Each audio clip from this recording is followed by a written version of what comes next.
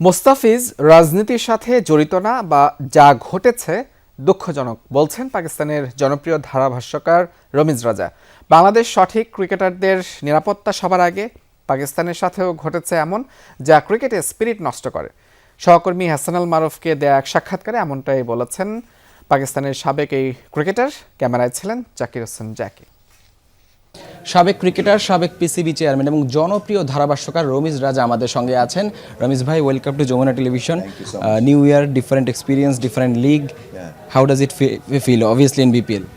It feels great actually. And thank you to the board for asking me to come and be part of this. অসাধারণ।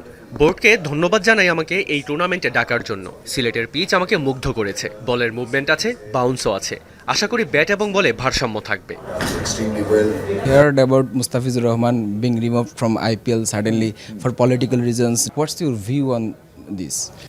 See, my view is very simple that sports and politics should not mix. প্রথমেই আমি বলতে চাই, খেলা এবং রাজনীতি কখনো এক করা উচিত নয়। মুস্তাফিজ তো রাজনীতির সাথে জড়িত নয়। যা ঘটেছে খুবই দুঃখজনক। শুধু বাংলাদেশের সাথে নয়, পাকিস্তানের সাথেও একই ঘটনা ঘটেছে। এর শেষ কোথায় আমি জানি না। আমার মতে এটা ক্রিকেটের স্পিরিটকে নষ্ট করছে। It's just that it has happened. The similar reason Bangladesh cricket is not willing to travel to India for T20 World Cup.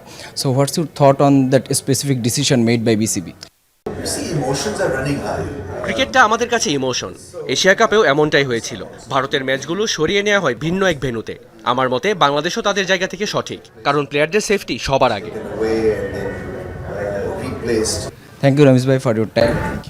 রাজনীতির গ্যারাকলে ক্রিকেট, ভারত পাকিস্তানের পর বাংলাদেশ ভারত অস্থিরতা, এই ক্ষতিটা আদতে কার?